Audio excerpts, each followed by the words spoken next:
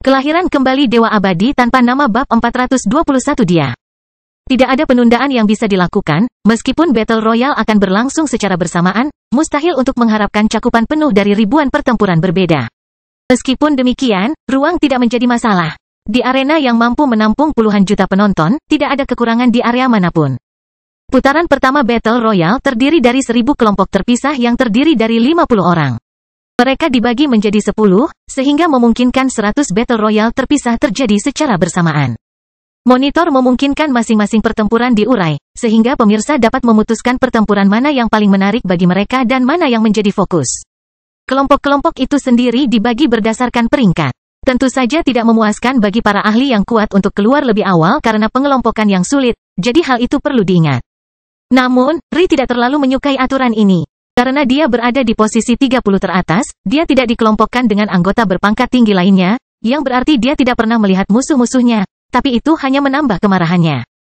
Karena itu, wasit tidak punya pilihan selain menebak siapa yang merupakan 9 pemain terakhir yang dikeluarkan Ri sebelum dia melompat dari panggung. Penampilan Ri membuat banyak mata tertuju padanya. Bentuk binatangnya memiliki aura primal dan buas yang menarik perhatian orang. Tapi, di saat yang sama, dia adalah kecantikan dunia lain. Tidak butuh waktu lama bagi penonton untuk mengetahui bahwa Ri adalah kecantikan keenam yang disinggung oleh orang yang lebih tua.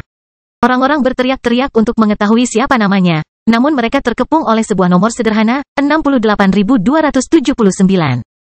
Dan 68.279 ini menjadi sangat berharga di hati mereka seperti 5 nomor lainnya. Sama seperti Ri, Madeline dipenuhi amarah. Dia tidak dapat berbicara atau mengakses wasiat musiknya, tetapi niat surgawinya mengakhiri pertarungan dalam sekejap. Saat Madeline melepaskan tingkat niatnya, bahkan tuannya pun terangkat dari tempat duduknya. Esther tidak tahu kapan Madeline mengetahui suatu maksud. Dan, yang terburuk, dia tidak tahu surat wasiat apa itu. Kapan Madeline tidak hanya mempelajari sebuah wasiat yang tidak dia ketahui, namun juga menyamakan wasiat tersebut menjadi sebuah niat. Ini terlalu konyol. Penampilan Madeline sangat mengguncang banyak orang. Orang tuanya tidak tahu bagaimana perasaannya. Ini adalah anak mereka, namun dia sudah berbulan-bulan tidak berbicara dengan mereka. Jelas ada sesuatu yang berbeda pada Madeline saat ini. Tapi, mereka bahkan tidak sanggup untuk mencoba mendekatinya. Semua ini dikatakan, mereka yang tanggap segera memperhatikan hal lain. Madeline dan Ri pasti menahan diri. Tak satu pun dari orang-orang di kelompok mereka yang tewas meskipun mereka meraih kemenangan besar.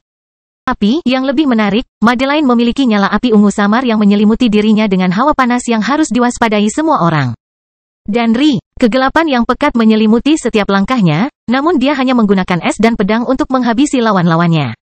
Apa yang mereka tahan? Cukuplah untuk mengatakan bahwa gambaran Madeline dan Ri tertanam dalam hati dan pikiran setiap orang. Namun, ada penampilan luar biasa lainnya yang perlu diperhatikan. Pangeran Elwing Belmont, adik laki-laki Lionel dan Belmont pertama yang pernah dihubungi Dion tampil baik. Dia, sebagai seorang pangeran, harus menjaga sikap ramah, dan karena itu, tidak mendominasi kemenangannya seperti Madeline dan Ri. Dia tetap berdiri bersama 10 peserta lainnya, tetapi jelas bahwa dia lebih unggul dari yang lain. Api merah dan birunya yang menunjukkan tanda-tanda samar penggabungan adalah dikotomi panas dan dingin yang terlalu mendominasi untuk ditangani oleh lawannya. Namun, anggota 20 teratas tersebut sangat dominan. Para ahli seperti Iris Ipsum dan Clarice Grimbold bahkan tidak perlu angkat jari. Mereka duduk di langit sebagai wanita cantik yang anggun, menunggu untuk melihat apakah ada yang akan menyerang mereka. Tapi, tentu saja, tidak ada yang melakukannya. Putaran kedua Battle Royale telah dijalani dengan lancar. Penonton sangat antusias untuk melihat apakah putaran ini akan mudah bagi para jenius yang belum pernah ada sebelumnya. Dan pada akhirnya, mereka tidak kecewa. Sepertinya mereka yang ditakdirkan untuk menang, selalu menang. Namun, dengan lebih sedikit orang dan pertarungan yang menjadi fokus, penonton mulai mendapatkan beberapa berlian dalam pertandingan kasar yang mereka lewatkan selama beberapa ronde pertama. Salah satunya, ada gadis cantik berkulit zaitun yang tampak lolos dalam kompetisinya. Gaya bertarungnya aneh dan tidak konfrontatif, yang mungkin menjadi alasan dia terlewatkan di tahap pertama. Namun, dengan lebih sedikit orang, dia menjadi sosok yang semakin menonjol. Melihat gadis berkulit zaitun ini, seorang wanita yang sangat mirip dengannya di bagian planet Nayat berusaha sekuat tenaga untuk menahan diri agar tidak gemetar. Dia telah menghabiskan beberapa tahun terakhir untuk belajar menyembunyikan emosinya, tapi melihat putrinya tepat di hadapannya, nyaris lolos dari tikaman pedang dan ayunan tongkat. Hal itu mematahkan bendungan dalam dirinya yang telah dia tahan selama ini. Tapi kemudian sebuah suara dingin masuk dan menuangkan seember air es ke tubuhnya seolah inilah yang ditunggunya. Jadi itu anak haramu, Suara itu langsung masuk ke dalam pikirannya, menyebabkan wajahnya pucat dan darah mengalir dari lubang hidungnya. Kemudian dengan lantang, suara itu mengucapkan kata-kata yang Ibu Delia takut dengar. Itu dia, saya ingin dia mati pada akhir ronde ketiga. Kelahiran kembali Dewa Abadi tanpa nama bab 422 Kaedah. Delia sama sekali tidak menyadari perintah kematiannya. Sebaliknya, dia terus berjuang seolah tidak ada yang berubah. Gaya pedangnya, sesuatu yang telah dia sempurnakan berulang kali bersama Madeline, anggun dan menarik perhatian. Dia sering berlatih di bawah permainan Madeline bukan hanya karena lagu-lagunya memberinya perasaan yang menyegarkan dan fokus. Tetapi juga karena dia melakukan yang terbaik untuk meniru permainan pedangnya setelah sebuah tarian. Patia Neva, dalam bahasa planet Nayat kuno. Atau sesuatu yang mungkin disebut Dion sebagai pengingat akan dunia fana dalam bahasa Spanyol, secara kasar diterjemahkan menjadi daun yang tertutup salju. Seperti yang dikatakan Patia Neva, seringkali, tugas seorang Patia Neva adalah menemukan arti kata-katanya. Meskipun Delia belum mencapai pemahaman penuh, tidak ada keraguan bahwa hal itu secara halus mempengaruhi dirinya dalam banyak hal, termasuk permainan pedangnya.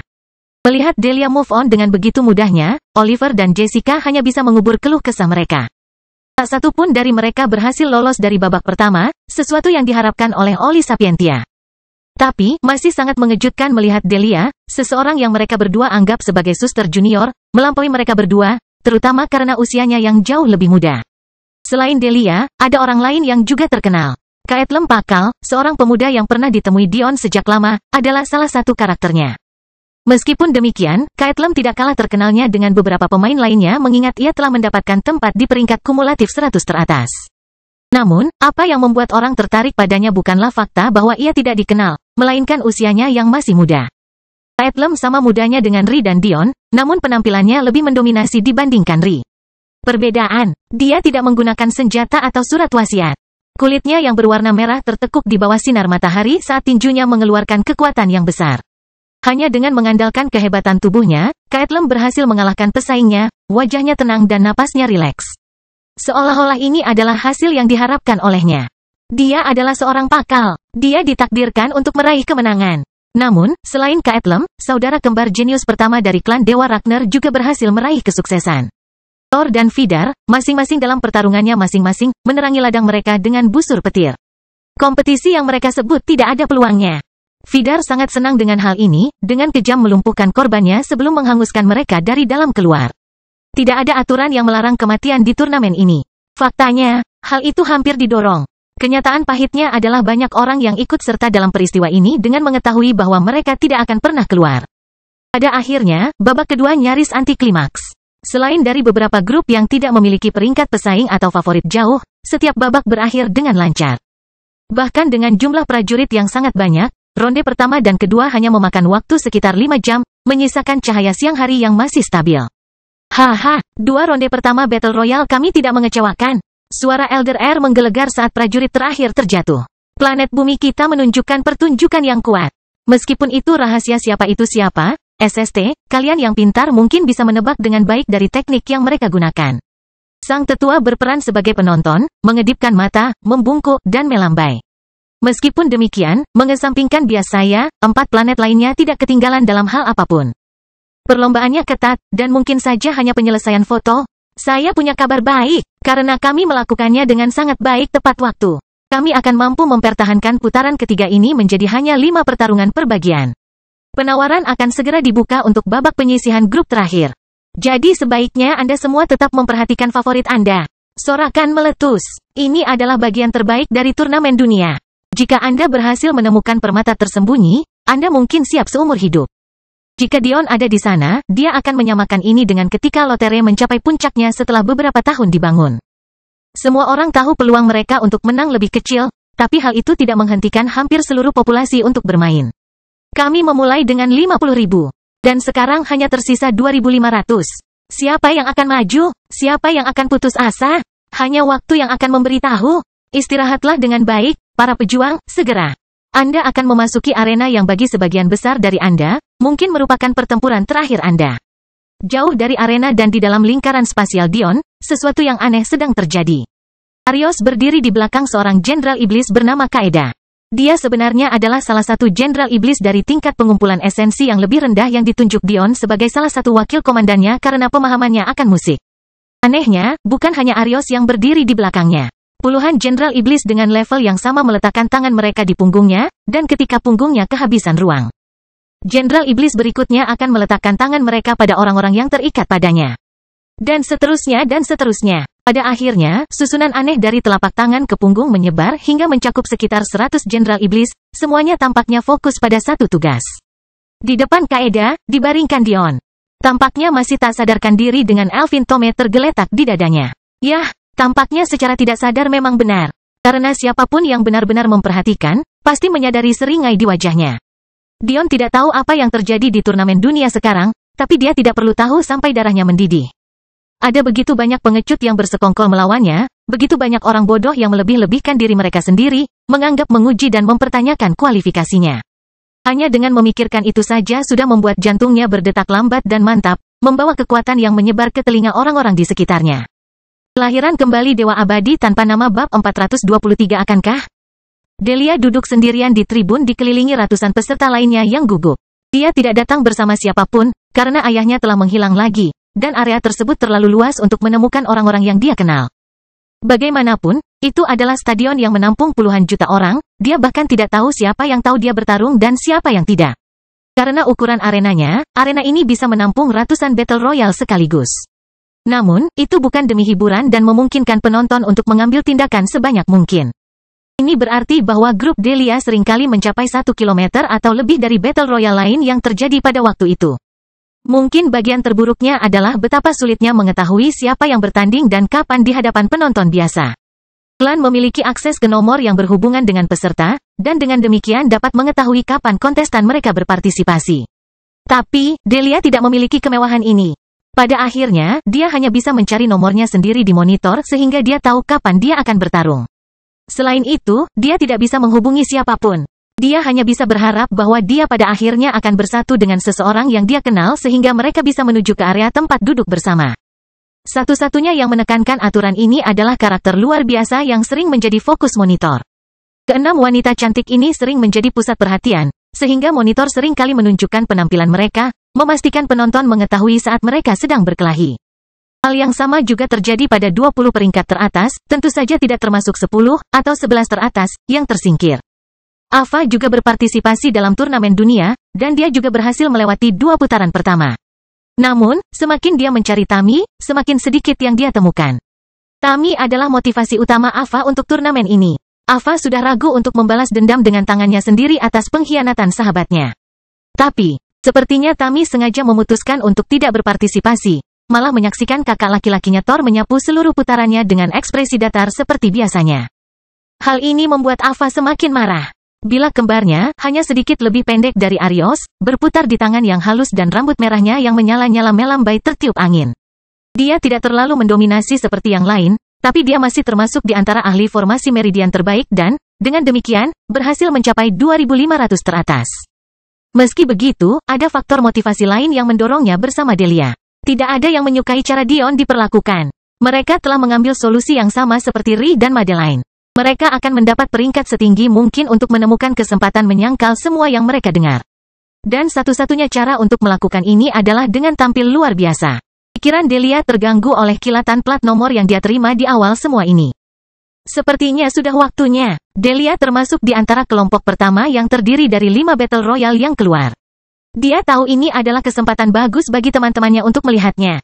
Babak ini akan mempersempit 2.500 menjadi 200. Setelah itu, akan ada Battle Royale besar-besaran yang terdiri dari 2.300 untuk menentukan 790 terakhir. Namun, tidak ada yang mau menjadi bagian dari grup terakhir itu.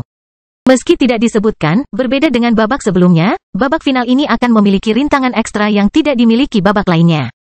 Babak final ini digambarkan sebagai peluang terakhir, namun kenyataannya, ini adalah pembantaian. Itu kejam dan tidak manusiawi. Namun Delia tidak tampak gugup. Dia mengeluarkan rasa dingin yang konstan dan memancar bahkan dalam bentuk dasarnya sekarang. Sepertinya konstitusinya akan meledak kapan saja. Sebenarnya, Delia bahkan tidak bisa lagi membedakan siapa dirinya yang sebenarnya. Tapi, yang dia tahu, konstitusinya adalah tiketnya menuju babak final. Hanya tersisa 24 musuh. Delia dengan ringan melompat dan mendarat di platform putih besar. Itu adalah konstruksi yang aneh karena platform itu sendiri sebenarnya digantung pada sebuah susunan dan bukan ditanam di tanah. Ini mungkin untuk menguji keluar, yang pada dasarnya adalah untuk menghilangkan mereka yang keluar dari arena tanpa bias dari wasit. Ini sekali lagi merupakan bukti keadilan yang ingin ditunjukkan oleh Kevesitas. Meski begitu, cara mereka menentukan putaran final bukanlah cara mereka memutuskannya, itu hanya untuk membuat Battle Royale lebih cepat. Penonton mulai bersorak karena kebingungan Delia. Tapi, saat dia melihat ke arah lawannya, dia langsung mengerti. Salah satu dari 6 wanita cantik, Kami Aiko dengan ringan mendarat di platform yang sama dengan Delia. Dia cantik menggoda dengan rambut pendek bob. Dia mengenakan kimono pendek, tetapi tampaknya sangat menyimpang dari fokus kimono biasanya yang konservatif dan siluet. Miliknya berwarna biru muda dan sangat pendek sehingga kakinya hampir terlihat penuh. Selain itu, lengannya juga sangat panjang dan terkulai sehingga tidak hanya tangannya tidak terlihat, tapi juga melebihi panjang roknya. Satu-satunya kemiripan lengan yang bisa dilihat adalah bilah pendek yang hampir tidak terlihat di ujung lengan bajunya. Penonton bereaksi hampir keras terhadap penampilan wanita cantik ini. Namun kemudian, ejekan mulai mereda dengan munculnya seorang pria muda dengan rambut abu-abu pucat hingga hijau, sulit untuk mengatakannya. Dia mendarat tepat di samping Aiko dan meraih pinggangnya dengan dominan, seolah-olah membiarkan semua orang tahu bahwa dia adalah miliknya. Meski begitu, gerakannya tidak berjalan dengan baik karena sebilah pedangnya hanya berjarak beberapa inci dari tenggorokannya. Hei, kita punya tujuan yang sama, bukankah kita cantik? Pria muda itu tertawa kecil ketika dia melompat ke bawah cemoohan orang banyak. Bagaimana kamu bisa memperlakukan seseorang dari planetmu sendiri sedemikian rupa? Kita harus menjadi kawan. Awasi tanganmu Elric, atau aku pasti akan memberitahu Jess tentang ini.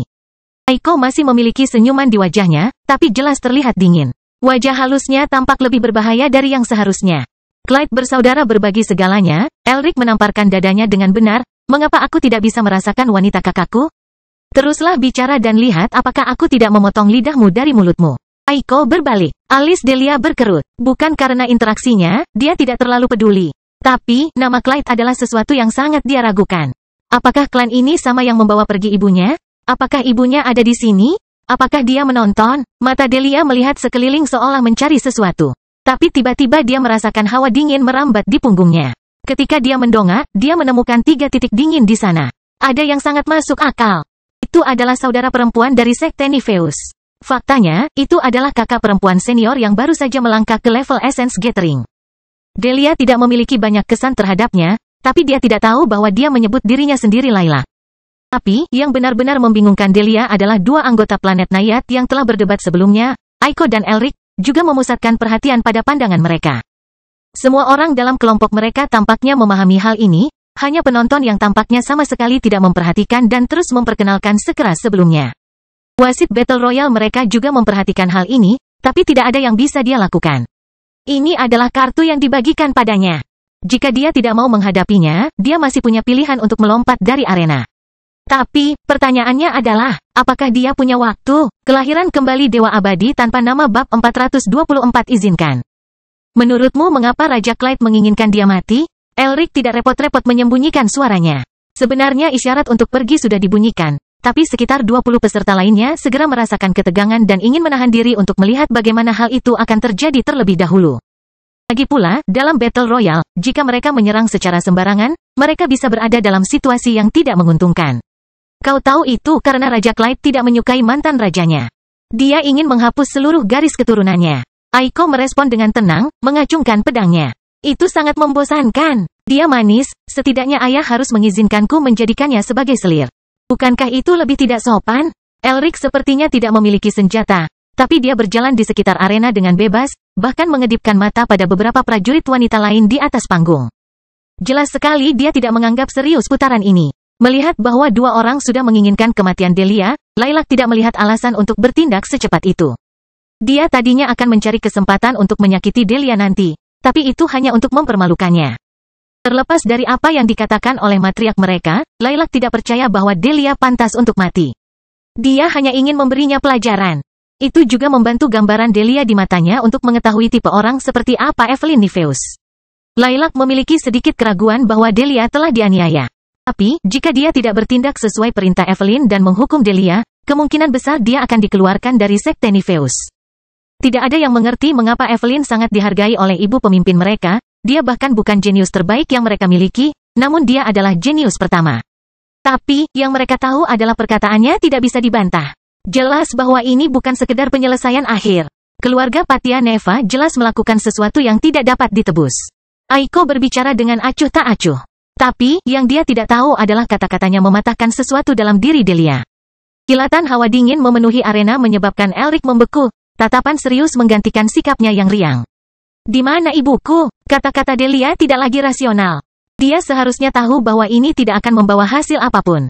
Bahkan jelas sekali bahwa orang-orang ini tidak tahu apa-apa tentang situasi sebenarnya. Tapi, mendengar nama ayahnya disebut-sebut, Delia tahu semua yang dia perlukan untuk menyadari bahwa mereka adalah musuhnya.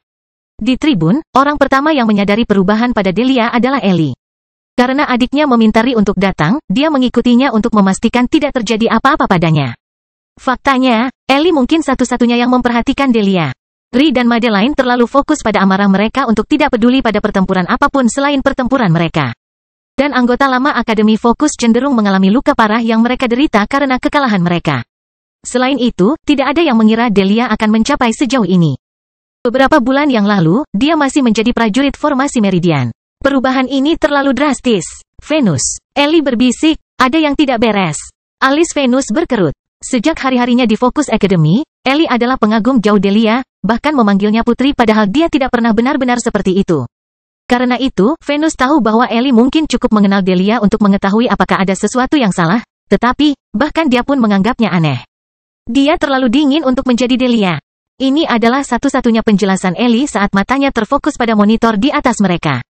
Dia mengepalkan tangannya. Hati-hati, namun Delia tidak dapat mendengar kata-kata Ellie. Bahkan jika Ellie berada tepat di dekat telinganya, kemungkinan besar Delia akan mengabaikannya sepenuhnya. Emosinya terlatih-tatih dan matanya terus memancarkan warna biru dingin sehingga bahkan arena di bawah kakinya pun mulai membeku. Jika kamu tidak ingin mati, turunlah dari panggung. Jika kamu berani tinggal, jangan salahkan aku atas apa yang terjadi. Kata-kata Delia terdengar samar saat pedang muncul di tangannya. Di bagian planet Nayat, mata Raja Clyde menyipit. Mutlak. Bagaimana? Dia terlalu muda. Raja Clyde segera mengetahui bahwa dia telah melakukan kesalahan dengan menyerukan kematiannya. Aiko dan Elric berbakat, tetapi mereka bahkan bukan peringkat kumulatif karena mereka masih terlalu muda. Mereka tidak akan cocok untuk menempuh jalan seperti itu. Namun, hal ini sama sekali tidak mengganggu Raja. Kamu ingin bermain? Tawa kecil lolos darinya saat dia melirik dan menemukan secercah harapan di mata calon istrinya, menyebabkan senyum sinis muncul di wajahnya. Gelombang angin kencang berkecamuk di sekitar Delia. Rambutnya membeku, menjadi putih menyilaukan saat kulitnya memucat. Setiap langkahnya menjadi titik fokus badai angin baru, membuat para pesaingnya merinding. Setengah dari prajurit itu segera melompat. Ini bukanlah sesuatu yang bisa mereka tangani, dan mereka mengetahuinya. Adalah kepentingan terbaik mereka untuk mencoba babak final. Meskipun banyak orang lain yang mencoba untuk tetap tinggal untuk melihat apakah mereka bisa menjadi orang terakhir yang berdiri bersamanya, mereka segera menyadari bahwa gagasan seperti itu konyol. Mengapa? Karena Delia telah mengunci dua orang di tempatnya. Aiko dan Elric. Dalam sekejap mata, di bawah tatapan kaget orang banyak, Delia yang diunggulkan telah menjadi bintang yang terang dan bersinar. Dia perlahan mendekati keduanya yang menggigil, tidak mampu mengendalikan diri, saat dia mengulanginya lagi. Di mana ibuku? Kata-kata Delia tidak masuk akal bagi mereka. Mereka tidak tahu apa yang sedang terjadi. Ibu apa? Dan apa hubungannya dengan mereka? Karena kalian berdua tidak mau bicara, aku akan mulai memotong anggota tubuhku. Delia tidak seperti dirinya sendiri. Dia bersikap dingin dan penuh perhitungan. Dia tahu betul jika dia membunuh salah satu dari mereka, persaingan akan berakhir karena hanya tersisa mereka bertiga. Dia tidak mampu membelinya, ini adalah satu-satunya petunjuknya. Lilac menyaksikan pemandangan ini terjadi dari sisi arena dengan kebingungan. Dia adalah seorang ahli essence gathering. Memang benar, dia hampir tidak dianggap sebagai ahli kelas 6. Tetapi tetap saja, mengapa Delia bisa mengirimkannya dengan begitu mudah? Faktanya, bukan itu yang terjadi. Lilac bahkan tidak melawan. Ia merasa seperti, itu adalah hal yang sia-sia. Seolah hasilnya sudah ditentukan. Seolah-olah itu sudah mutlak. Delia melaju ke depan, mengacungkan pedangnya. Langkahnya ringan dan lingkaran biru yang mekar darinya memiliki keindahan elegan yang mengalihkan perhatian orang-orang yang menonton dari betapa mematikannya mereka. Aiko dan Elric mempersiapkan diri, berjuang untuk menghilangkan rasa dingin dari otot-otot mereka untuk menyerang. Namun, ada sesuatu yang mulai terasa gatal di benak mereka, sesuatu yang memberitahu mereka bahwa perlawanan itu sia-sia. Tanpa disadari, sebuah manifestasi muncul di belakang Delia. Ini bukanlah perwujudan jiwa, melainkan bukti tubuh uniknya. Sama seperti yang dimiliki Dion ketika pertama kali menyerap darah iblis kilin, Delia memanifestasikan semangat garis keturunannya. Seorang ratu neraka muncul, mengenakan gaun hitam yang menakutkan dan menjuntai. Dia mengenakan kerudung hitam bertali dan rambut putihnya yang mencolok tergerai halus. Mata semua orang benar-benar lupa tentang 4 battle royale lainnya yang terjadi pada saat itu. Hanya ada Delia dan pedangnya. Aiko dan Elric tidak punya peluang. Sampai Delia membeku. Sebuah suara menusuk memasuki pikirannya, menyebabkan dia langsung batuk darah. Biarkan dirimu dibunuh, atau ibumu meninggal. Kelahiran kembali Dewa Abadi tanpa nama bab 425 ini. Segalanya tampak terjadi dalam gerakan lambat, tapi pikiran Delia berpacu. Gerakan Aiko dan Elric sangat lambat sehingga dia merasa bisa menghindarinya kapan saja. Namun, dia merasa berkonflik. Sesuatu di dalam dirinya meneriakkan kesimpulan logis padanya. Ibunya sudah lama tiada, bagaimana mungkin dia tahu apakah dia masih hidup atau tidak? Dan, bagaimana dia bisa menjamin bahwa meskipun dia masih hidup, dia akan terus hidup setelah Delia meninggal? Dan bagaimana dengan suara ini? Siapa itu? Selain itu, mengapa tidak ada orang yang bereaksi terhadap pengaruh luar yang mengganggu proses persidangan? Itu jelas berarti bahwa tindakan orang ini diterima secara diam-diam dan bukankah itu menjadi alasan bagi Delia untuk mengabaikannya? Lagi pula, itu berarti orang ini harus bekerja secara rahasia karena jika mereka memaksakan diri terlalu jauh, apa yang mereka lakukan tidak akan diperbolehkan lagi. Jika mereka bisa mendorongnya sejauh yang mereka inginkan, mengapa mereka tidak membunuh Delia dengan menyusup ke pikirannya alih-alih membuatnya batuk darah? Jelas sekali mereka harus menahan diri. Semua logika menunjuk pada Delia yang tidak mendengarkan suara ini. Hindari saja pedangnya dan bunuh orang-orang bodoh ini. Kamu bisa membalas kematian ibumu nanti, tapi jika kamu mati, kamu akan kehilangan kesempatan. Konstitusi dan jalan Delia sepertinya berbisik di telinganya. Jalan yang mutlak tidak mengizinkan negosiasi. Ratu Neraka Es adalah seorang penguasa, sejak kapan dia menuruti tuntutan orang lain? Patia Neva tidak menyangka bahwa putrinya memiliki konstitusi Dewa Neraka Es tak terbatas. Pada awalnya, dia hanya berpikir bahwa Delia memiliki ketertarikan terhadap yang absolut seperti dia. Tapi, dia jelas-jelas salah. Konstitusi Neraka Es tak terbatas membawa masalah jalur absolut ke tingkatan baru. Jalan absolut itu sendiri sudah mengancam akan menghilangkan seluruh kemanusiaan Anda. Itu adalah sebuah jalan yang jika kamu ingin maju, kamu harus membuang semua emosimu, semua pikiranmu tentang pengabdian dan empati, hal-hal seperti itu harus disingkirkan. Ketika Anda kemudian menumpuk konstitusi Neraka Es tak terbatas di atasnya, Anda menyatukan dua hal yang sangat sinkron. Sebuah konstitusi dan jalan yang dikawinkan masing-masing dengan sempurna. Namun, pada akhirnya, itu tetaplah sebuah pilihan. Patia Neva telah memilih untuk meninggalkan istrinya demi kekuasaan. Dia tidak tidur atau makan dengan baik. Faktanya, dia telah menjadi orang yang sama sekali baru, hingga akhirnya dia menyadari bahwa dia telah memilih jalan yang salah. Sebenarnya Patia Neva tidak memilih kekuasaan karena alasan egois. Bertahun-tahun yang lalu ketika Ibu Ri menyelamatkannya, dia dibawa ke dunia yang benar-benar baru, dunia di mana nasib seluruh alam semesta bergantung pada keseimbangan.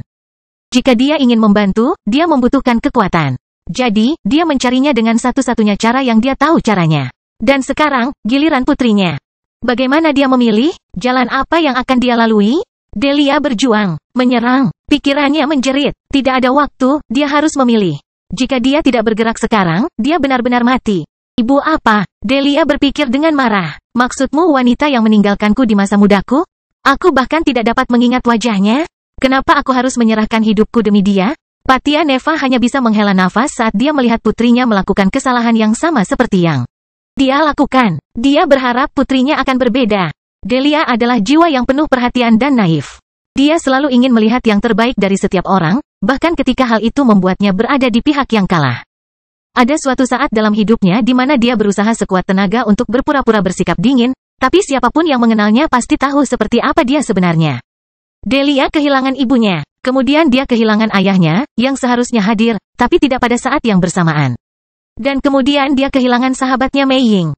Dan kemudian kakak perempuannya, Madeline pergi selama berbulan-bulan, tidak pernah benar-benar meninggalkan momen-momen yang biasa mereka lalui bersama.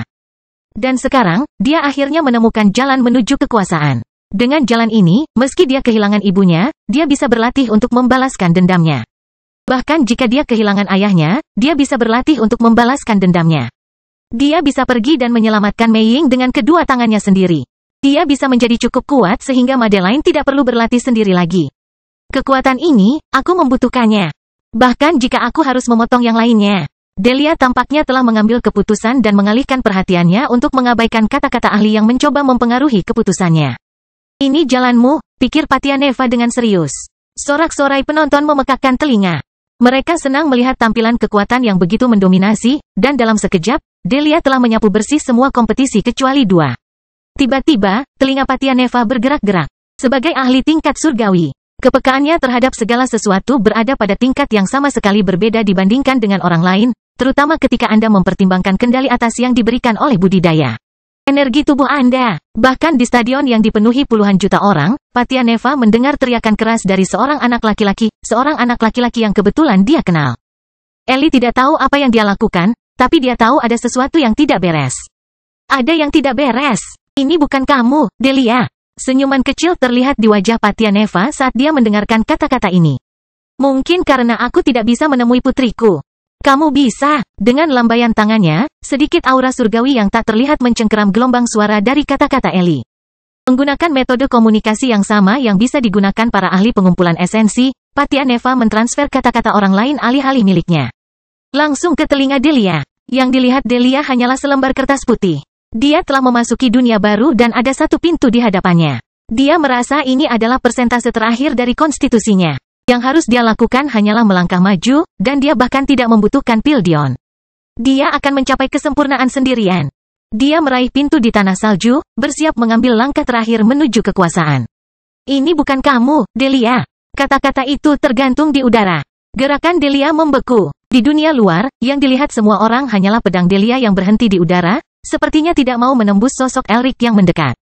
Konstitusinya lenyap, mengembalikannya, kulit zaitun cantiknya yang biasa dan mata coklatnya yang hangat. Delia menutup matanya saat Aiko dan Elric mendekat. Dia tidak merasakan sakit saat bilah baja Aiko merobek kulitnya yang dulunya tanpa cacat dan dia tidak bergeming saat hembusan angin Elric mengancam akan merobek tubuhnya menjadi 2. Penonton tercengang. Pada titik ini, tidak ada satu orang pun yang belum menyaksikan pertempuran tersebut. Itu terlalu menyita perhatian. Madeline masih belum diizinkan bergerak bebas oleh tuannya dan Ri berada terlalu jauh untuk melakukan apapun. Mereka hanya bisa menyaksikan seorang gadis yang mereka lihat ketika saudara perempuan mereka sendiri terjatuh dari panggung. Namun, Ellie melihat sesuatu yang sangat berbeda. Dia melihat seorang gadis yang baru saja dia akui bahwa dia mencintainya akhirnya dalam damai. Dia melihat seorang malaikat jatuh dengan senyum tenang di wajahnya. Kelahiran kembali Dewa Abadi tanpa nama bab 426 tidak ada yang lebih bijaksana. Delia mendarat di arai yang melayang sebelum ditolak keluar dari ruang angkasa. Biasanya, dalam situasi seperti ini, anggota klan dari peserta yang kalah harus membantu mereka keluar lapangan. Dan dalam kasus kematian, yang sepertinya akan terjadi, anggota klan juga harus mengambil tindakan yang sesuai. Tapi, jelas tidak ada yang siap menghadapi Delia. Dia datang sendirian. Ri segera bangkit untuk berlari menuju Delia dan membantu. Tapi, dia dihentikan oleh Clarice Grimbold. Kamu pikir kamu akan pergi kemana? Anda sudah cukup mempermalukan ras kami. Interaksi antar klan yang berbeda dapat dilihat sebagai pertukaran informasi tentang angka. Saya melarang Anda untuk pergi. Siapa kamu? Jika kamu tidak menyingkir sekarang, aku berjanji akan menebasmu di tempatmu berdiri. Ri tidak punya waktu untuk memikirkan omong kosong ini. Tidak ada interaksi antar klan? Secara teknis itu benar, tapi siapa yang peduli dengan hal seperti itu sekarang? Apakah Ri seharusnya membiarkan seseorang yang dia anggap sebagai saudara perempuan? Seseorang yang dia tahu Dion sayangi, mati hanya karena peringkat omong kosong? Kamu sudah cukup mempermalukan klan kami. Apakah menurut Anda saya tidak menyadari betapa konfrontatifnya Anda selama pertempuran? Apa yang terjadi dengan apa yang saya ceritakan tentang gambar Sapientia? Pertimbangkan hukuman ini. Jangan berpikir untuk melintasiku lagi. Selimut energi surgawi benar-benar menghambat Madeline. Dia bahkan tidak bisa mengedarkan surat wasiatnya lagi, energi surgawi terlalu mendominasi. Sapientia yang lain hanya bisa menyaksikan air mata jatuh dari mata jenius pertama mereka. Jadi, dia mengendalikan satu-satunya hal yang dia bisa. Dia menutup matanya, tidak mau menonton lagi. Namun, apakah Patianeva akan membiarkan putrinya mati? Dia adalah Patianeva pertama dalam sejarah yang mengambil langkah pertama yang benar. Dia tidak perlu memperbaiki jalannya selama bertahun-tahun, atau meninggalkan pasangannya atau bertanggung jawab atas kehancuran klannya. Dia telah melewati semua rintangan itu dan Patianeva bangga. Gumpalan lembut energi surgawi mengalir ke Delia. Kemudian, dia mengirimkan lambang Akademi Fokus kepada Ellie yang sudah memohon untuk diizinkan masuk ke arena. Energi tersebut menopang kehidupan Delia. Tapi, Patianeva harus berhati-hati untuk tidak memberinya terlalu banyak, kalau tidak tubuhnya tidak akan mampu mengatasinya. Karena Patianeva telah mendaftarkan Delia dengan nama Akademi Fokus, Ellie dan Venus akhirnya diizinkan masuk.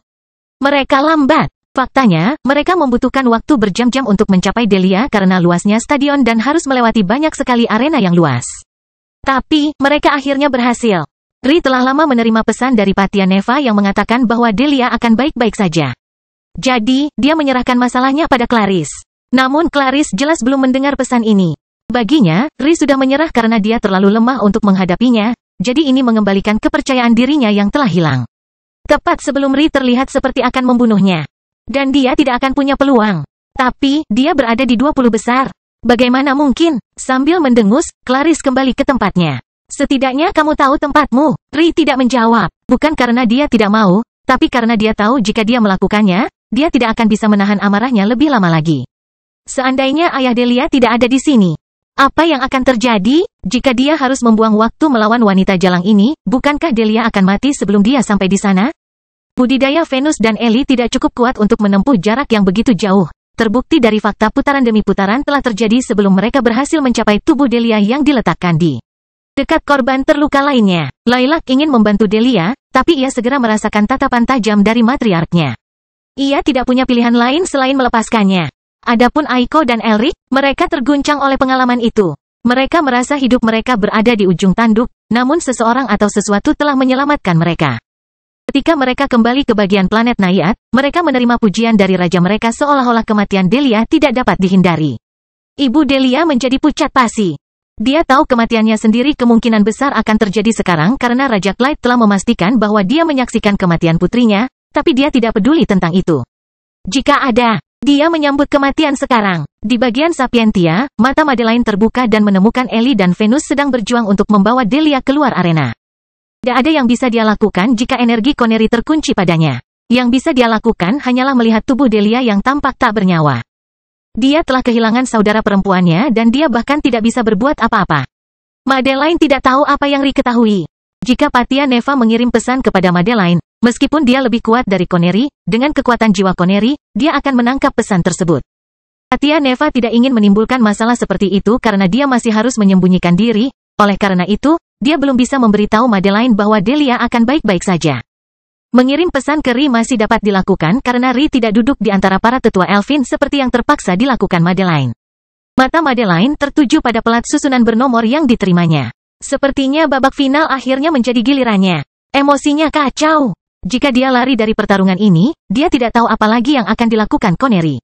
Apa yang dia sakiti Dion? Bagaimana dengan keluarganya? Madeline bahkan tidak melihat ke arah Connery saat dia merasakan energi surgawi melepaskannya. Dia harus menekan emosinya. Jika dia membiarkan amarahnya mengambil alih, dia akan semakin merusak citra Sapientia dan hanya membuat Connery semakin marah. Tapi, dia sedang berjuang. Delia, air mata hampir mengalir dari mata Madeline saat dia menjauh dan menuju panggung. Di bagian Elfin, Ri juga membiarkan emosinya mendidih. Putaran ini memakan waktu paling lama dan sudah waktunya untuk bagian terakhir sebelum dia akhirnya dipanggil. Dia perlahan bangkit, terlalu marah untuk memikirkan hal lain saat dia melangkah maju dan menuju panggung. Wanita dan pria, anak laki-laki dan anak perempuan, ini adalah babak terakhir kami. Kami telah melihat yang terbaik dari yang terbaik bertarung. Kita telah melihat pihak yang paling cerdas menang. Kita telah melihat kekesalan luar biasa yang dipenuhi dengan kejutan yang tidak dapat dielakkan lagi. Tapi sekarang, inilah momen yang mengakhiri semuanya. Ri dan Madeline duduk di panggung masing-masing, mata mereka terpejam dan energi mereka terfokus. Penonton bersorak sekuat tenaga begitu mereka melihat tanda kurung terakhir. Sungguh pertandingan yang luar biasa. Ava duduk di skybox bersama keluarga Sicarius dan Belmont, masih kesal dengan tindakan pengecut Tami. Meski begitu, dia masih memusatkan perhatiannya pada tahapan, mengamati 5 set Battle Royale terakhir. Tapi, saat dia melihat apa yang membuat penonton begitu heboh, dia membeku. Oh tidak! Ri membuka matanya, rambutnya menjadi gelap dan ekornya muncul dari energi halus yang kental. Pupil matanya terfokus pada celah dan gigi taringnya memanjang. Aura binatang menetes darinya, rasa haus darah yang tidak bisa disembunyikan menyebar di udara. Dia telah menemukan seseorang yang sangat dia benci, dan dia tidak menginginkan apapun selain menghancurkan orang ini. Mata Madeline terbuka, kipau putih ketatnya nyaris tidak bergemerisik tertiup angin saat rambut ungunya dilapisi oleh nyala api ungu pekat. Dia tidak menahan diri lagi. Dia telah kalah dalam pertarungan mengendalikan emosinya dan benih imannya, sesuatu yang dia miliki selama kurang dari beberapa bulan, sedang berkecamuk dengan liar. Di suatu tempat di balik bayang-bayang, seseorang tersenyum lebar. Rencana mereka akhirnya membuahkan hasil. Rasa sakit yang luar biasa telah menanti mereka. Sepertinya ini bukan lagi Battle Royale, tapi tantangan antara keduanya. 23 kontestan lainnya menyaksikan dengan nafas tertahan, puas berdiri di tepi arena sambil bentrok. Ri dan Madeline sama sekali tidak berada di lantai arena yang terpisah. Sebaliknya, mereka saling berhadapan. Seseorang berduka karena kehilangan saudara perempuannya. Yang lain kesal karena percobaan pembunuhan. Keduanya marah karena sikap tidak hormat suaminya. Dan tidak ada yang lebih bijaksana. Kelahiran kembali Dewa Abadi tanpa nama bab 427 bangkit. Ava, apa yang salah? Riley, kakak tiri Ava, memperhatikan bahwa Ava menjadi pucat. Dia langsung mengira sesuatu yang buruk telah terjadi. Paman Belmont, Ava merasa dia tidak punya waktu untuk menjelaskan, jadi dia segera menoleh ke Raja Belmont, seseorang yang dia lihat sebagai paman sejak masa mudanya. Kita harus menghentikan pertandingan itu. Raja Belmont mengalihkan pandangan bingung ke arah Ava. Ava kecil, apa maksudmu? Kamu tahu aku tidak bisa melakukan itu. Tapi, Ava menggigit bibirnya. Dia tahu permintaannya tidak mungkin. Saat dia sampai di sana, pertarungan kemungkinan besar sudah berakhir. Mustahil bagi siapapun tanpa budidaya tingkat suci untuk berpindah ke titik manapun di arena ini dengan bebas dan dalam sekejap. Terlebih lagi, area sekitar arena telah menjadi zona larangan terbang. Jika mereka mengizinkan siapa saja terbang di atas arena, bukankah semua penonton yang memiliki essence gathering dan di atas budidaya akan pindah untuk melihat lebih dekat? Hanya orang-orang yang sekuat Patia Neva yang bisa menghindari aturan ini dengan bersembunyi di luar angkasa. Entah itu, atau Anda memerlukan susunan penyembunyian yang cukup kuat untuk mengelabui para ahli, sesuatu yang jelas tidak dimiliki Ava. Ada apa, merah kecil? Ayah Ava mengerutkan alisnya, sama bingungnya dengan Raja Belmont. Ava menggelengkan kepalanya. Apakah dia seharusnya memberitahu mereka bahwa dia ingin menghentikan pertandingan ini karena dua tunangan Dion akan bertengkar? Apakah itu cukup sebagai pembenaran? Bagi Ava, hal ini merupakan hal yang sangat penting. Dia telah melihat apa yang terjadi pada Delia meskipun dia juga tidak ikut campur. Hal ini terutama karena Ava tidak pernah memiliki hubungan dekat dengan Delia, jadi dia berasumsi bahwa orang lain akan membantu, yaitu Madeline. Namun, seiring berjalannya waktu, Ava menyadari bahwa bukan hanya Madeline yang tidak bertindak, tetapi sebenarnya Ellie dan Venuslah yang memiliki dua orang yang berbagi hidup dan mati dengannya. Melihat hal tersebut, Ava langsung mengetahui ada yang tidak beres dengan Madeline. Jika dia tidak datang secara pribadi berarti ada sesuatu yang besar yang menghentikannya. Mengetahui hal itu, Ava tahu bahwa kondisi pikiran Madeline sedang tidak baik. Ditambah dengan fakta bahwa dia juga menyadari bahwa Ri belum pernah bertemu Madeline sebelumnya dan Ava tahu bahwa ini bukanlah kombinasi yang baik. Bagaimana jika Madeline kehilangan kesabaran dan melakukan sesuatu yang tidak dapat dia tarik kembali? Ava telah bertemu Ri selama kampanye pertama mereka dan memiliki kesan yang baik terhadapnya. Ava juga, meski tidak memiliki hubungan dekat dengan Madeline, juga memiliki kesan yang baik terhadapnya. Tapi, yang membuat Ava bereaksi begitu keras adalah kenyataan bahwa dia benar-benar menyayangi Dion sebagai temannya. Dion adalah seseorang yang mempertaruhkan nyawanya untuk membalas dendam padanya. Dia tidak ingin melihat dua orang yang dicintainya bertengkar ketika mereka jelas-jelas tidak tahu siapa satu sama lain. Bisakah kamu memperbaiki yang ini? Ava mencengkeram lututnya, mengambil napas dalam-dalam saat dia merasakan lengan ibunya memeluknya dengan penuh kasih. Maafkan aku Little Ava, aku yakin kamu punya alasan bagus untuk ingin menghentikan pertandingan ini, tapi aku harus memikirkan penontonnya juga. Turnamen dunia ini dimaksudkan untuk menunjukkan bagaimana seseorang dapat bangkit jika mereka berbakat dan bekerja cukup keras. Jika saya membuat keputusan sepihak yang tidak menyenangkan masyarakat, maka hal ini akan dikecam. Raja Belmont menghela nafas. Dia bersungguh-sungguh dengan kata-katanya. Sebagai seorang raja, dia memiliki kemampuan untuk mengubah apapun yang dia inginkan. Namun, jika dia melawan arus terlalu keras, itu akan menimbulkan konsekuensi yang drastis. Kehilangan dukungan dari masyarakat biasanya merupakan cara bagaimana kekuatan klan Dewa Kerajaan dapat diwariskan kepada orang lain yang telah mendapatkan dukungan yang hilang tersebut. Raja Belmont merencanakan terlalu banyak hal penting untuk membiarkan hal ini terjadi. Tapi, dia telah mencatat hal lain. Sebagai raja, dia juga memiliki akses terhadap informasi yang tidak dimiliki orang lain.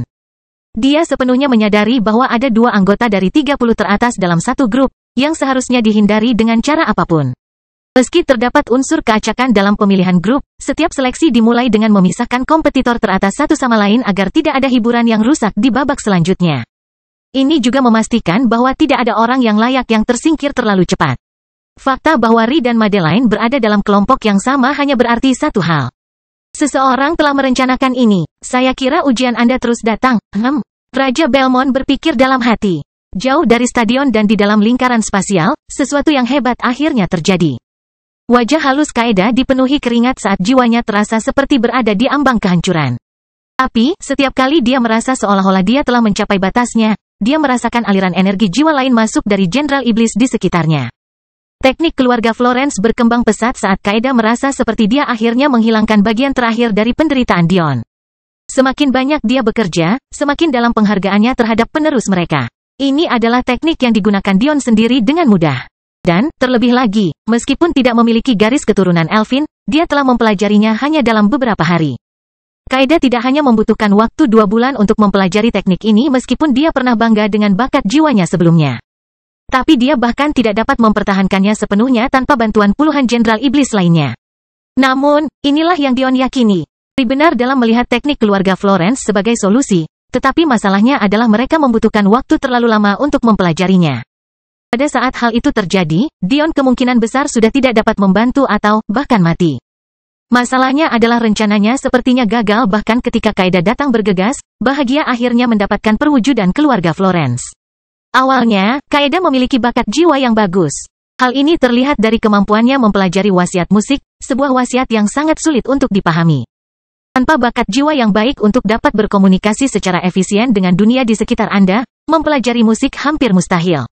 Jadi, Dion tidak terkejut bahwa Kaeda, salah satu wakil komandan pilihannya, adalah orang pertama yang menguasai teknik tersebut.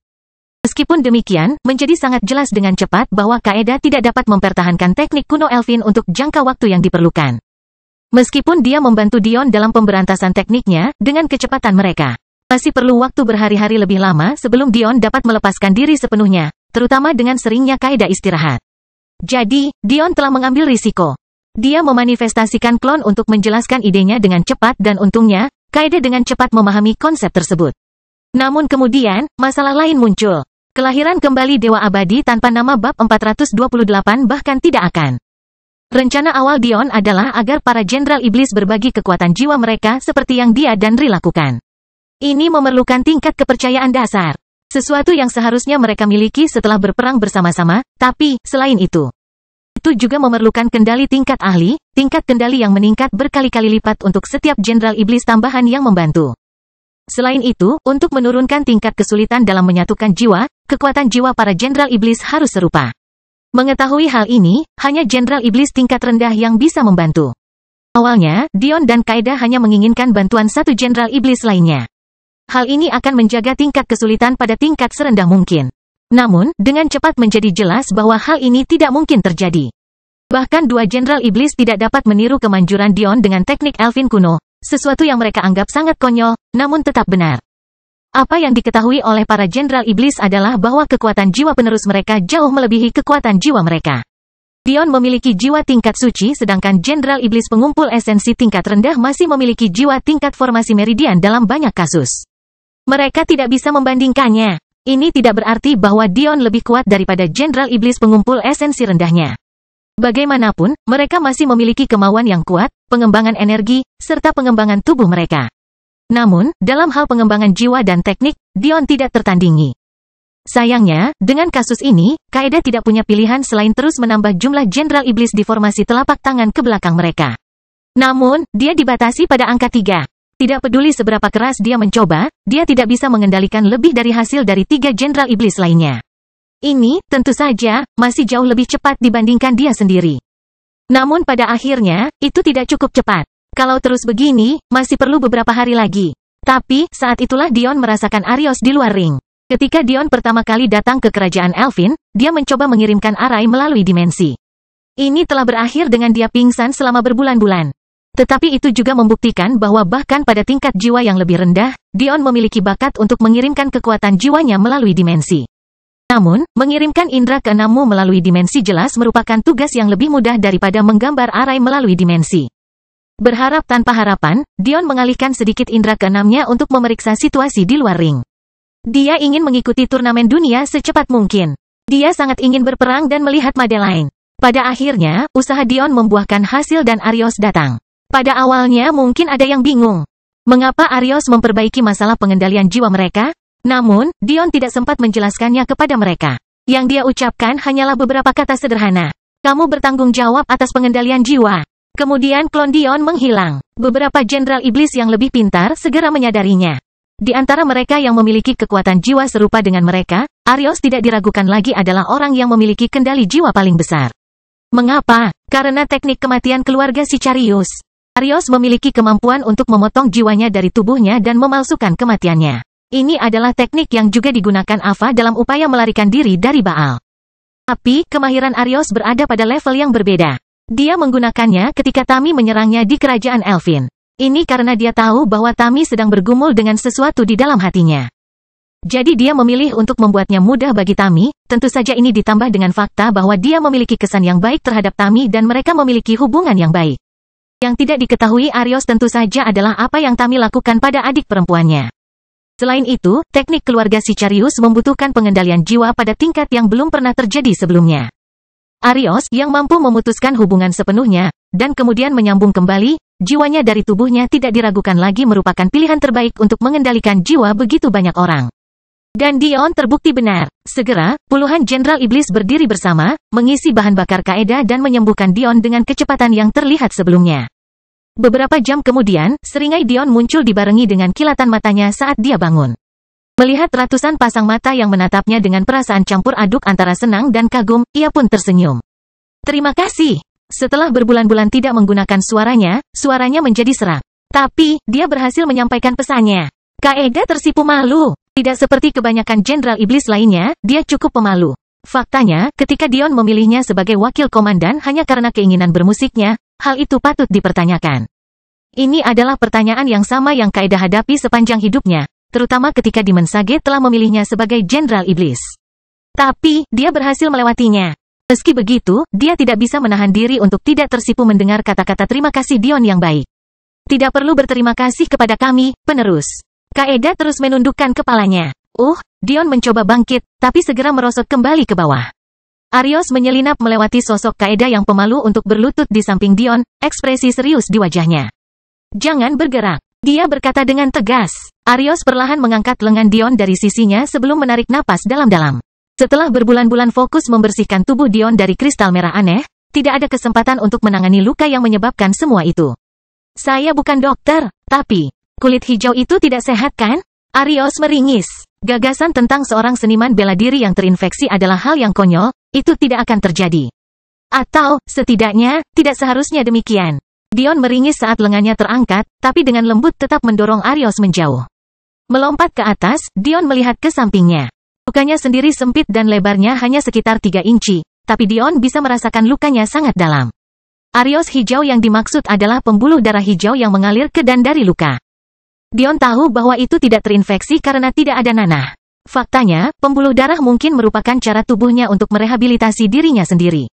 Ketika seseorang terluka, banjir darah akan datang ke area tersebut membawa segala macam hal yang diperlukan untuk penyembuhan. Biasanya, hal itu juga disertai pembengkakan. Namun, tubuh Dion belum bisa membengkak karena sudah mengkristal. Faktanya, pembuluh darahnya baru saja mulai memompa darah dengan baik, menyebabkan aliran darah mulai mengalir ke sisi tubuhnya. Saya tidak punya waktu untuk ini. Dion mengedarkan aurora dan pengembangan energinya. Luka menjadi lebih sulit untuk disembuhkan, semakin kuat serangannya dan semakin kuat pula tubuhnya. Sayangnya, tubuh Dion akhir-akhir ini menjadi lebih kuat dan serangan yang dideritanya tidak diragukan lagi sangat kuat. Kabar baiknya adalah dia sekarang memiliki jiwa tingkat Sein, jadi auroranya bekerja dengan kecepatan yang belum pernah terjadi sebelumnya. Kabar buruknya adalah proses ini masih memerlukan waktu beberapa jam lagi. Tapi, dia tidak peduli. Jari Dion menyala sendiri, menyebabkan kobaran api mengirimkan kilatan panas ke sekelilingnya. Hampir tidak mengertakkan gigi, dia membawa api ke lukanya, menutupnya dan menghentikan darahnya. Kaeda berkedip. Penerus, jika Anda melakukan itu sebelum kami memeriksa luka dalam, Anda mungkin mengeluarkan darah dari dalam. Dion mengangguk. Kamu benar. Di bawah tatapan kaget para Jenderal Iblis, tubuh Dion mulai bersinar. Arios hanya bisa menggelengkan kepalanya. Dia hanya tahu segelintir orang yang akan menyalakan api di dalam dirinya akan seperti ini ketika ada solusi yang lebih baik yang bisa didapat. Orang bijak Iblis dan Dion kebetulan adalah mereka berdua. Mania. Dion terkekeh saat matanya bersinar ungu keemasan. Maaf, bisakah aku menyusahkan salah satu dari kalian untuk membalutku? Perban katun yang panjang dan tebal muncul di tangan Dion. Ario menghela nafas. Sebaiknya Anda bisa membuat mereka membayar atas apa yang telah mereka lakukan di negara bagian ini.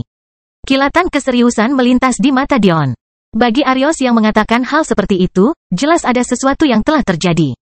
Jika saya tidak memberi mereka cacat ini, turnamen ini tidak akan menegangkan. Kelahiran kembali Dewa Abadi tanpa nama bab 429 Dewi. Di dalam stadion, suara penonton terdengar lebih keras dari sebelumnya. 23 anggota Battle Royale Ri dan Madeline lainnya masing-masing menemukan keunggulan untuk dijadikan sandaran. Dengan platform yang begitu besar, ada jarak ratusan meter antara Madeline dan Ri, dan karenanya mereka berdua. Madeline terdiam. Dia tidak tahu kenapa tapi gadis di depannya ini jelas kuat. Tapi di saat yang sama, dia juga memiliki haus darah yang tak ada habisnya yang ditujukan padanya. Apakah aku membunuh salah satu temanmu? Saya tidak terlalu peduli. Kemarahan Madeline sendiri sudah mendidih dan menjadi sasaran karena alasan sepele ketika dia berusaha keras untuk tidak melukai siapapun secara parah. Membuatnya semakin kesal. Api ungu mulai melapisi gaunnya, namun entah bagaimana tidak menghanguskannya sama sekali. Faktanya, harta karun tingkat spiritual mulai beresonansi dengan nyala api Madeline, tampak menari bersama dengan kilatan dan kilatan warna ungu. Ri mulai berjalan ke depan sambil mengacungkan pedangnya di tangannya. Rambutnya hitam legam dan ekornya sama saja. Ke-10 dari mereka melesat dengan keras di udara, mengirimkan gelombang kejut kehampaan di setiap gerakan mereka. Meski Ri marah, dia tetap berhati-hati. Jika ini benar-benar seseorang yang bisa menyakiti Dion, maka dia pasti kuat. Namun, Ri telah mencapai titik dalam 2 bulan terakhir di mana tidak ada keraguan bahwa dia setidaknya menyaingi Dion di hadapan penggemar jiwa sucinya. Dan, meski dia tidak melakukannya, Ri bukanlah tipe orang yang akan mundur dari pertarungan. Kenapa kamu melakukannya? Suara Ri terdengar menggeram. Itu sangat kejam dan memerintah. Dia harus tahu mengapa mereka menjadi sasaran. Apa tujuannya? Melihat cemberut Madeline, kemarahan Ri semakin dalam. Tapi, dia memutuskan untuk mencobanya sekali lagi. Sesuatu tentang ini terasa aneh baginya. Apakah kamu mengetahui siapa suamiku? Ri menyelidiki dengan pertanyaan lain. Jika gadis ini menjawab tidak, maka Ri dapat menerima gagasan bahwa ini adalah semacam taktik. Dia sudah bertanya kepada Ellie apakah Dion tahu rambut ungu dan kecantikan mata, dan Ellie menjawab tidak, tetapi ada banyak kemungkinan lain. Bahkan warna rambut Ri berubah tergantung pada bentuknya, bisakah dia membuat kesimpulan berdasarkan hal seperti itu? Tapi, Ri tidak pernah mendapatkan jawabannya. Madeline sudah muak. Setidaknya suamimu ada di sini. Sesuatu dalam dirinya tersentak ketika kata-kata itu berkecamuk di benaknya. Dia tidak punya siapapun untuk bersandar. Kakaknya telah meninggal. Orang tuanya tidak memberikan dukungan sebagaimana mestinya. Ini adalah hari, setelah 2 tahun, dia akhirnya bisa bertemu dengan suaminya. Namun yang dia dapatkan hanyalah dikurung dan praktis ditahan, sementara dia harus menyaksikan tanpa daya saat suaminya difitnah. Dan sekarang gadis ini marah padanya karena hanya memenangkan braketnya? Omong kosong macam apa ini? Madeline melesat ke depan, apinya melapisi telapak tangannya saat dia melakukan teknik mengipasi. Bulu merak yang cemerlang tumbuh dari punggungnya, mewarnai langit dengan warna hijau dan emas yang indah, terutama ungu. Ini adalah teknik warisan pertama yang diperoleh Madeline dari Amethyst. Ini biasanya merupakan teknik untuk pria, namun telah diadaptasi oleh Amethyst untuk mengedarkan jalur berbeda dan melengkapi yin. Bulu pertama Ratu Merak, telapak tangan halus. Mata Ri berkilat marah. Tarian kelopak es, kelopak pertama, hujan es. Pedangnya melesat ke depan, bunga bakung es yang indah muncul di belakangnya. Bentrokan itu tidak bisa diungkapkan dengan kata-kata.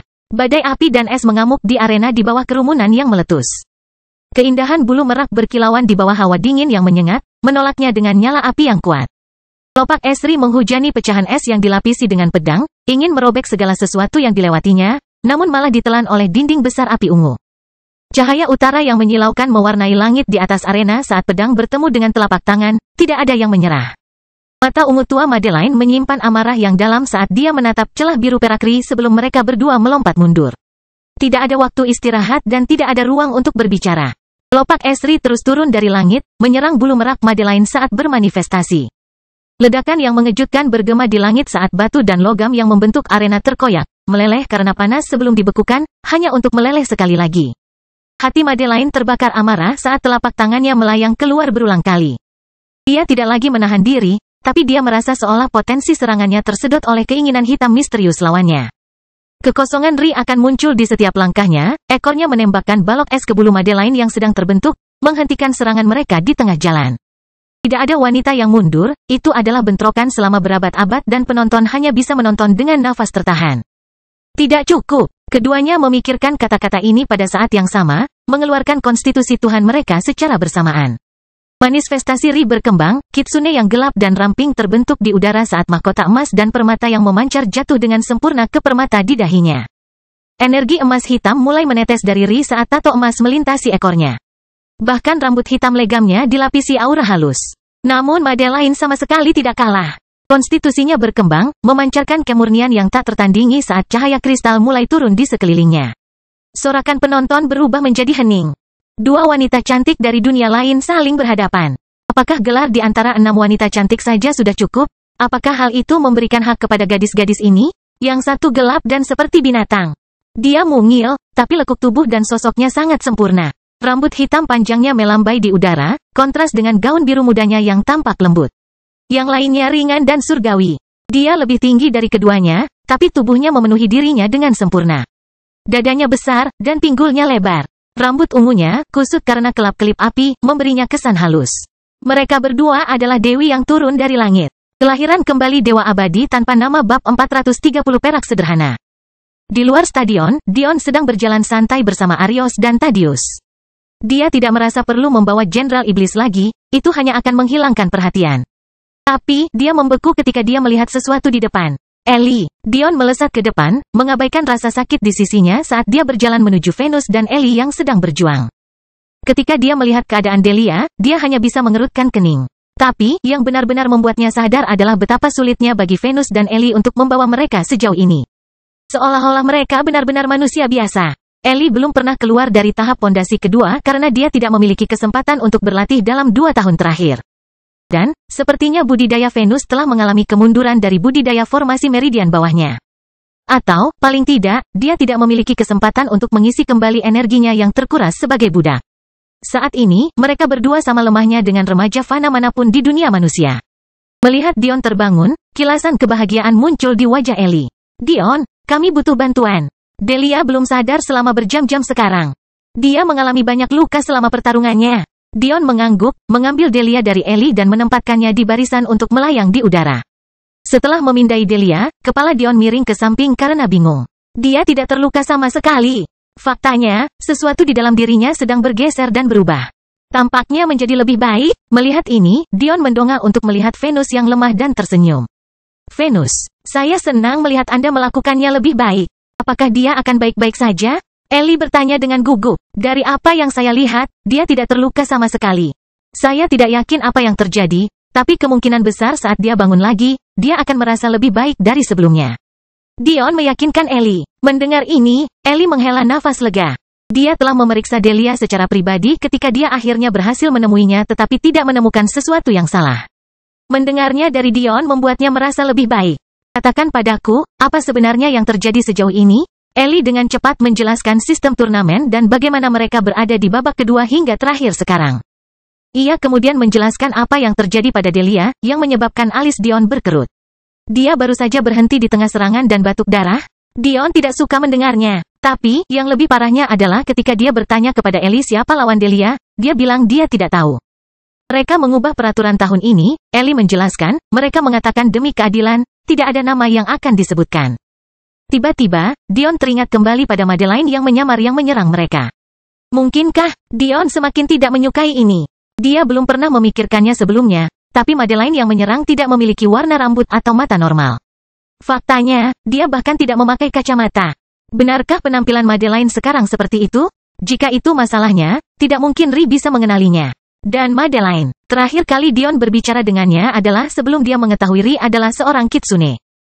Jika mereka bentrok dan Ri menggunakan wujud kitsunenya, Madeline juga tidak akan tahu bahwa itu adalah Ri. Dion mulai panik. Benarkah ini yang mereka inginkan? Namun tiba-tiba, dia memiliki pemikiran yang membuatnya tenang. Dan akhirnya, seringai menggantikan wajahnya yang khawatir. Ayo pergi. Dion tersenyum pada kedua bersaudara itu, menunjuk ke arah stadion besar di depan. Kamu juga membawa Delia? Ellie bertanya dengan cemas. Tentu saja, dia juga harus lolos ke babak final. Dion mengedipkan mata, tidak menjelaskan lebih jauh saat mereka berjalan maju dengan Arios dan Thaddeus mengikuti dengan diam. Di arena, hanya ada satu pertarungan yang tersisa. Madeline dan Ri begitu cepat hingga mereka seperti melayang di udara, tidak pernah sekalipun menyentuh tanah sedetik pun. Ekor emas hitam Ri mencambuk bulu merak Madeline, menyebabkan gelombang kejut es dan api yang mendominasi bergema di arena yang ramai. Masih belum cukup, pikiran Ri berkelebat saat dia melangkah ke dalam kehampaan, muncul di belakang Madeline dan mengayunkan pedangnya ke depan. Madeline segera bereaksi. diam-diam melapisi telapak tangannya dengan niat surgawi dan menutupinya dengan dinding api, menangkis pedang Ri ke samping dan mengulurkan tangannya yang lain ke tenggorokan Ri. Ri tampak tidak terganggu dengan tindakan ini, menyambut telapak tangan dengan lubang hitam kosong dan memantulkannya menjauh dari dirinya. Madeline meluncur mundur, angin akan menyelimuti kakinya saat kipaunya berkibar dengan lembut. Pohon kehidupan dan kematian. Ri membisikkan kata-kata ini, menyebabkan sebatang pohon obsidian muncul di udara. Raja Belmont mencengkeram kursinya saat melihat pemandangan ini, mengarahkan pandangannya ke arah Big Red hanya untuk menemukan sepasang matanya sudah melihat ke arahnya. Anak perempuan mereka. Raja Belmont merasa bodoh. Bagaimana dia tidak membuat koneksi ketika dia melihat ekornya? Masalahnya adalah 10 ekor tidak cocok dengan legenda apapun yang dimiliki Kitsune. Dan parahnya lagi, Kawa tidak pernah menyebut Kitsune berekor hitam. Raja Belmont berasumsi gadis ini adalah sesuatu yang lain. Raja Belmont terakhir kali mendengar tentang putri Raja Acachia, Raja Acachia sendiri yang memberitahunya bahwa dia berpura-pura menjadi putri saudara laki-lakinya. Jadi, ketika Raja Belmont melihat karakter Ri ini terdaftar sebagai putri Elfin, dia belum menghubungkan keduanya sampai sekarang. Ini, keduanya, anak ini, Raja Belmont tidak tahu apakah harus tertawa atau menangis. Sudah berapa tahun dia dan Raja Akasia berteman baik dan berapa tahun mereka membicarakan tentang pernikahan anak-anak mereka? Semua itu telah hilang sekarang. Satu-satunya alasan Raja Acachia tidak setenar Raja Belmont dan Big Red adalah karena dia belum bisa berpartisipasi dalam turnamen dunia generasi mereka. Mengapa? Karena perwujudannya begitu dahsyat sehingga butuh waktu berabad-abad untuk terwujud. Kerajaan Elfin, meski memiliki kuota tidak terbatas, tidak pernah mau memberinya kesempatan sampai dia membuktikan bahwa mereka tidak punya pilihan. Namun, Ri tidak menyadari semua ini. Manifestasi kuno keluarganya berkembang pesat, mengirimkan akar obsidian yang mengarah ke sosok halus Madeline. Gelombang panas terpancar dari Madeline saat dia melihat akarnya mendekat. Tapi, sepertinya mereka bahkan merobek api ungunya. Tidak cukup, Madeline mengarahkan pikirannya ke dalam dan menuju sekilas benih iman yang dipegangnya.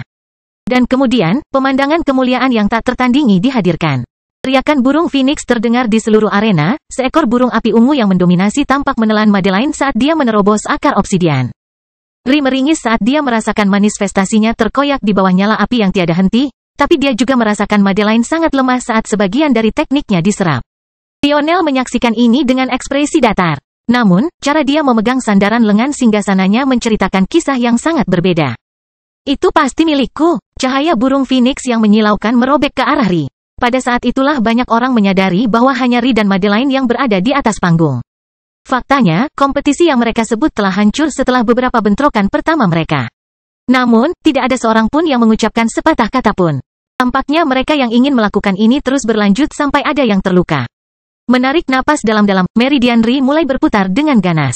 Energi di udara tampak seperti air, dan tubuh Ri seperti corong yang menerima semuanya. Sinar jurang maut, kemarahan Void. Ri berjongkok di tanah, ekornya mengarah ke depan saat seberkas kegelapan pekat berkumpul dari masing-masing ekornya menjadi satu kesatuan. Nafas orang banyak seolah tertahan. Satu sisi memiliki kegelapan yang pekat, sepertinya siap menelan semuanya secara utuh. Sisi lain membawa cahaya yang menyilaukan. Keduanya adalah binatang buas, tetapi masing-masing memiliki suasana yang sangat berbeda. Dan kemudian, mereka bentrok. Badai berwarna hitam dan ungu bergulung di udara, menyebabkan ledakan dengan kekuatan yang tak terhitung. Arena itu sendiri sepertinya menghilang ketika susunan yang melayang di udara benar-benar hancur, tidak mampu menahan beban apapun lagi. Penonton hanya bisa menyaksikan dari pinggir kursi masing-masing. Siapa yang menang? Ri dan Madeline berdiri saling berhadapan. Masing-masing sama sempurnanya seperti saat mereka memulainya. Mereka saling menatap mata dalam diam untuk waktu yang lama sebelum mata mereka beralih ke tulang selangka satu sama lain. Dalam bentrokan terakhir mereka, angin kencang telah mengoyak panggung tempat mereka berdiri. Namun, hal itu mempunyai tujuan lain. Ri mulai tertawa. Kamu menggunakan keinginan surgawi? Tidak heran, Madeline tidak dapat berbicara, namun hal itu tidak menghentikannya untuk bergerak. Dia menghubungi Ri dalam sekejap dan tidak ragu-ragu untuk memeluknya bahkan yang membuat Ri terkejut. Mata Ri melebar, tapi dia akhirnya duduk, melingkarkan lengannya di punggung Madeline yang gemetar. Jelas sekali bahwa Madeline membutuhkan seseorang untuk diandalkan saat ini. Karena dia begitu marah sebelumnya, Ri tahu sesuatu pasti telah terjadi meskipun dia tidak tahu apa. Bagi Ri, Patia Neva telah memberikan pesan yang sama kepada Madeline yang dia terima. Kerumunan menyaksikan dengan bingung. Bukannya mereka keberatan jika dua wanita cantik berpelukan, tapi mereka tidak mengerti bagaimana mereka berubah dari berkelahi menjadi tiba-tiba menjadi sahabat terbaik. Untuk tujuan hiburan, susunan khusus selalu dipasang agar penonton dapat mendengar suara orang-orang di lantai kompetisi. Jadi, perkataan Ri hanya membuat mereka semakin bingung. Madeline mundur, menyeka air mata dari matanya. Matanya sekali lagi terfokus pada tulang selangkar Ri saat dia mengulurkan tangan kecilnya ke arah tulang itu untuk memegang kalung perak sederhana dengan lembut.